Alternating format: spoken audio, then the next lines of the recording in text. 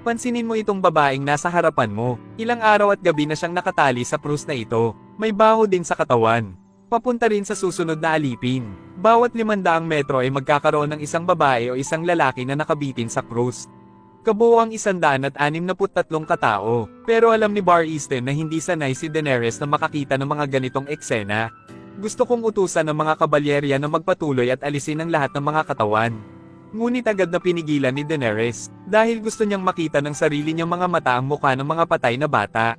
Upang masira ng hukbo ang hindi makataong kastilyo ng mga alipin. Hindi nagtagal, dinala ni Daenerys ang kanyang galit sa wakas kay Meereen, ang kastilyo ng mga alipin. Pero ngayon, nakita ng matataas na opisyal at maharlika ang papasok na hukbo na agad na nagtipon. Tumingin kay Daenerys ng masama, dahil alam nilang darating ang kalaban para sa lakayin ng kastilyo. Pagkatapos noon, biglang bumukas ang pinto ng lungsod ng isang maliit na siwang. Isang sakay sa isang kabayong tumatakbo palabas, na kinakatawan niya ang lahat ng Meereen na nagdeklara ng digmaan sa Daenerys. Sa hiyawan ng mga maharlika, tumalo ng mga ngabayo mula sa kanyang kabayo. Habarin mo ang iyong pantalon. Nagsimulang umihi sa harap ng hukbo ni Daenerys. Nang makita yon, nagsimulang tumawa ang mga maharlika. Parang natatawa sa hukbo ng unsolid ni Daenerys na pawang mga nakakas na beteng. Tila naramdaman ni Daenerys ang kahihiyan ngayon. Para sa kapakanan ng paggawa ng isang malakas na laban pabalik, maaari mo lamang ipadala ang iyong mga heneral sa labanan. Ngayon naman lumabas si Daario at sinabihan si Daenerys. Magdadala siya ng kaluwalhatian sa Reyna. Patayin ang masungit na sakay ni Meereen.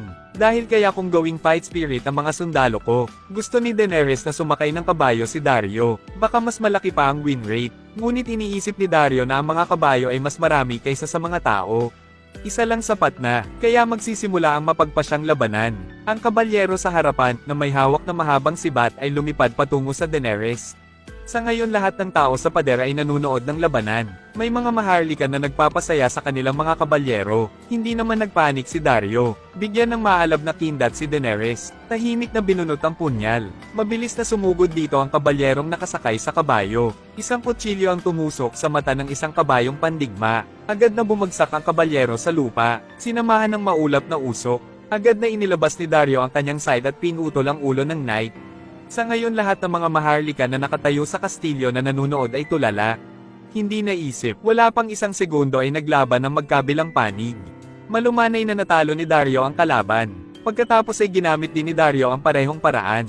Habarin mo ang iyong pantalon. Tit for tat para sa bawat maharlika sa lungsod. Ngayon ay naglakad si Daenerys patungo sa mga alipin at sinigawan sila. Papunta sa Meereen, nakita niya sa sarili niyang mga mata ang 163 anak na malupit na binitay ng mga maharlika sa krus upang dahan-daang mamatay. Ang takot na mukha ng bawat bata ay naaalala niya. Pero ngayon, nagdala ko ng sarili kong hukbo at nagligtas ng 2 magkasunod na kastilyo ng alipin. Kung ayaw mong ipagpatuloy ang paghihirap sa pananakot ng mga maharlika, may kapangyarihan akong iligtas sa mga tao. Pagkatapos ay inutusan ni Daenerys ang kanyang mga tropa na itulak palabas ang mga tirador. Atake! Hindi mabilang na mga kahon na gawa sa kahoy ang lumipad sa himpapawid at bumagsak sa pader ng lungsod. Nagsimulang magpanik ang lahat, ngunit ang mga kahoy na kahon ay hindi nakakasakit, dahil walang pampasabog sa loob. Ngunit mga tanikala at tanikala lamang. Ngayon ay malalaman ng bawat alipin na may hawak na tanikala sa kanyang kamay. Lahat sila ay mga tanikala sa leeg ng 163 na bata. Kaya bago dumating si Daenerys dito ay inilibing lahat ng mga batang iyon. Pagkatapos ay sa garrison, para sa kakayahang gumawa ng mga alipin na bumangon upang magprotesta, inutusan si General Grey Worm na magkaila bilang isang alipin na may kadena sa kanyang leeg. Tahimik na buksan ang gate ng lungsod. Sa ngayon ay malakas na nag-uusap ang mga alipin sa basement ng Meereen tungkol sa laban ng umaga. Gustong bumangon sa kagustuhang lumaban. Ngunit napakaraming tao ang nakaranas ng insurrection. Lahat ng resulta ay kakilakilabot, dahil ang mga dakilang maharlika ay mananalo magpakailanman. Mamamatay lamang ang hamak na alipin. At ngayon lumitaw si Grey Worm. Sinabi niya sa lahat ng alipin dito, mga tao sa mundong ito, kahit na ang isang araw ng kalayaan ay mas mabuti kaysa sa habang buhay na pagkaalipin. Dahil galing din ako sa isang alipin, dumanas din ang pang-aabuso ng may-ari, Sinasabihan na parang aso, hanggang sa dumating si Queen Daenerys para iligtas ako. Ngunit ngayon ay isang matandang alipin ang nagsabi. Hindi pa sila sinanay at walang armas sa kanila. Ano ang silbi ng pagprotesta? Makinig sa kanyang sasabihin. Inihagis ni Grey Ram ang kaluban ng punyal sa lupa. Isang kabuuang libu-libong piraso, saka sabihin sa mga tao sa paligid. Ngayon ang tool para masira ang mga tanikala ay magagamit na. Hawak ng bawat isa ang kanilang sariling kapalaran sa kanilang mga kamay. Kung gusto mong lumaya, kailangan mong labanan. Mabilis na oras hanggang madaling araw. Para makalusot sa kastilyo ang silid ni Daenerys, pinamumunuan ng mga maharlika ang dalawang kawal na nagpapatrolya sa mga eskinita ng lungsod. Biglang natuklasan ang inskripsyon sa dingding. Patayin ang may-ari ng alipin. Saka tumingala ang maharlika, natuklasan ang pinakamataas na rurok ng pyramid na itinaas ng punong tanggapan ng bandila ng hukbo ng Daenerys. Pagkatapos noon, hindi mabilang ng mga alipin ang bumuhos mula sa 4 na direksyon at 8 direksyon. Palibutan ng marangal, saka sumugod at sinaksak ng punyal ang maharlika. Tulad nito pagkatapos ng tagumpay ng hindi mabilang ng mga alipin. Lahat sila ay nagtanggal ng kanilang mga tanikala. Sigaw ng pangalan ni Daenerys. Salamat sa pagpapalaya sa kanila, nagligtas ng hindi mabilang na buhay sa lungsod. At pagkatapos nito ay mayroon pa ring isang hindi natapos na negosyo ang Daenerys. Sabihin mo sa akin, Baron Cora, ilang bata ang ipinako nila sa lansangan? Kabuoang 163 Sir Khaleesi. Tama, iyon ang numero. Inutusan ngayon ni Daenerys ang kanyang mga tropa na ipako sa krus ang mga maharlikang ito. Ipadama sa kanila ang takot na dinanas ng ibang mga bata.